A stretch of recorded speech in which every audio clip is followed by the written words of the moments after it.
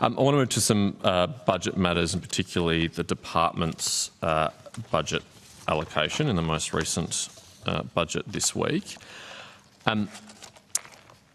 On page 14 of the portfolio budget statement, what does it show about Department of Home Affairs total funding from this financial year to the next financial year? Senator, I'll just get our Chief Operating Officer, Ms Tresler, to take you through that. Thank you.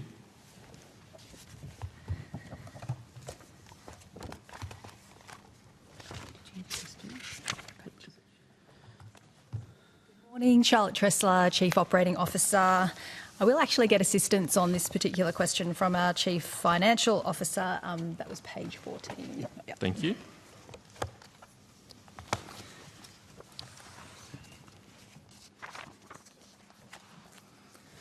So it's a broad question, but essentially it shows that under departmental and administered, we've largely got similar levels of funding between both 24-25 and 25-26. Unless I'm reading this wrong, your definition and my definition of similar are a bit different. Can you read to me the total resourcing for Home Affairs in the 2024-25 financial year? And so you'll see there that it's so at the bottom it goes from 9.1 down to 8.57, and a lot of that is due to just. Before we go to the explanation, is my maths right that that's about a $600 million reduction in one financial year? With those numbers, yes, but if I could explain... I will come to that. I will give the opportunity to explain it. Don't worry, I want to dig into it in detail. Do you really think a $600 million reduction year on year is a similar amount of funding? Seems like quite a big reduction in funding. So the reason I said that is there's money provided this year and money provided to us last year, and then there's money carried over from prior years, and that prior year funding is what is, it's money that is sitting there at the top of each of those sections. So, and that money available is just dropped during the year, but it doesn't go to the level of funding we're provided to run the department this year. So prior year approach can just lapse after a few years and they just drop away through normal housekeeping. Sure, but it means that the department has less resources at its disposal, doesn't it? Less cash available, but we have budgeted. If I could turn to a different page, it might help to show it a bit better, is on page 65 is the profit and loss of the department.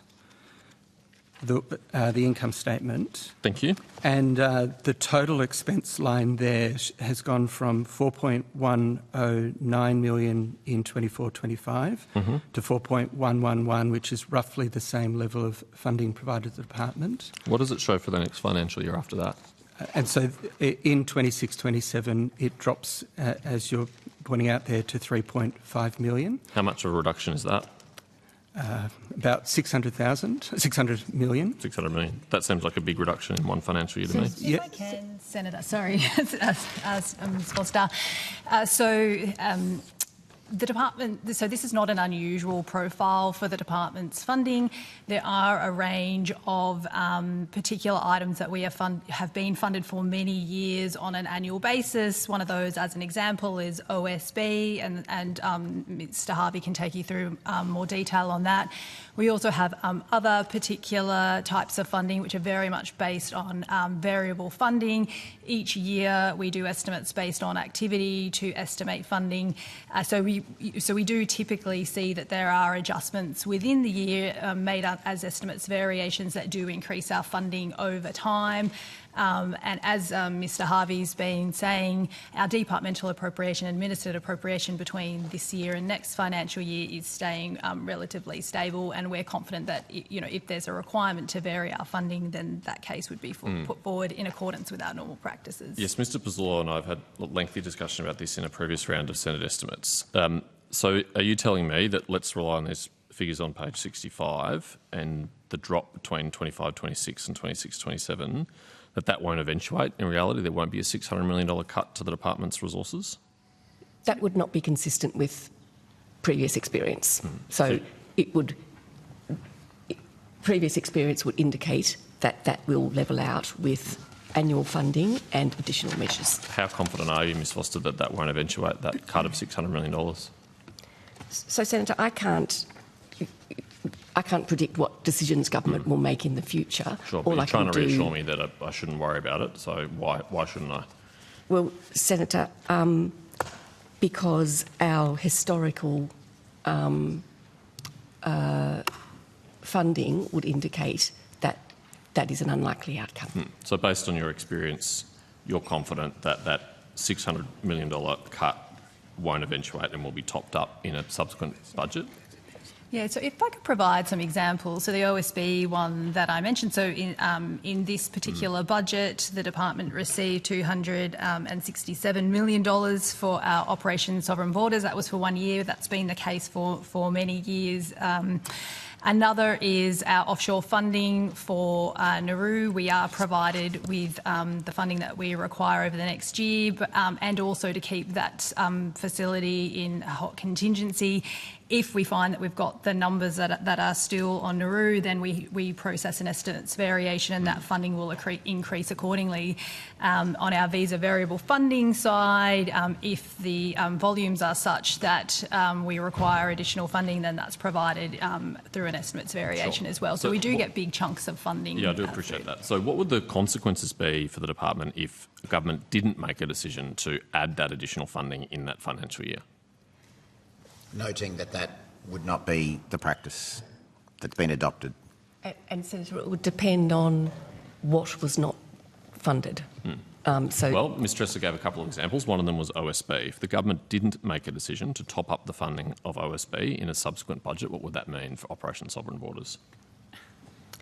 Senator, I'm hesitating just because that is speculative, particularly when we have not seen that outcome previously. It's not that speculative, though, because it's printed in black and white in the budget papers. This is what the budget papers say. There will be a fall in funding of $600 million between those two financial years, unless, as you say, the government makes a decision, which you can't guarantee, to increase that funding in that financial year. But as I've said, Senator, our experience is that that is done, and it's not...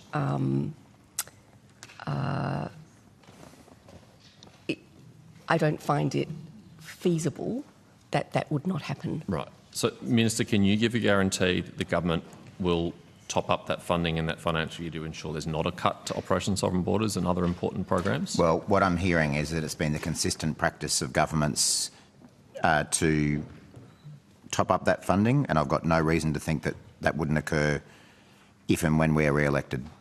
So we should add $600 million to the deficit for that financial year on Mr Chalmers' budget? Well, I know that your leader is now proposing to increase taxes on Australians in the next term by this is a question about your budget. Tax cuts. But this is a question about your budget handed down 2 days ago. Are you guaranteeing there'll be $600 million top up, and therefore should we add $600 million to Mr Chalmers' deficit? I've said to. I've already answered the question in terms of what the government's intentions would be. You can't have it both ways. You can't say, don't worry, we won't allow funding to fall, but also don't worry, we won't increase the deficit by $600 million. It's one or the other. Or are you going to find other offsetting savings for that $600 million you have to find? Are you going to increase taxes by $600 million to offset that? What's the... I'm informed by the department, and I'm sure they're happy to elaborate, that the practice that we've been discussing is one that's happened under governments of Labor persuasions and governments of coalition persuasions. So, I admire your attempt to concoct something here, but you're concocting something that happened under the last coalition government as well. This is your budget, Minister. This is a very good budget. This is printed in the budget papers. Yeah. There will be a $600 million cut to the department, including Operation Sovereign Borders, unless the government adds funding. So either reassure the Australian people that you are not going to cut Operation Sovereign Borders, well, I think or come clean to the Australian people that Mr Chalmers' deficit for that year will be $600 million higher because you haven't provisioned for this. I think that the Australian people can look at what this government has done in relation to Operation Sovereign Borders, which is to have provided $1.8 billion more funding than the former coalition government projected. So I think the Australian government can feel very confident about the level of funding that will be provided by the Albanese government to Operation Sovereign Borders. How's that working out in terms of surveillance hours and maritime I patrol think days? You'll have all the time in the world to ask about and reaching the Australian mainland. Well, you'll have all the time to ask the personnel from Operation Sovereign Borders later in the program, but my recollection of their previous evidence is that they've been very satisfied with the amount of resourcing that they've been provided with. I'm not sure the Australian people would agree that more than 25 boats in 2 years. Well, we can talk about the boats that got here when Peter Dutton was the Home Affairs Minister, and we can go around and round in circles. Yep.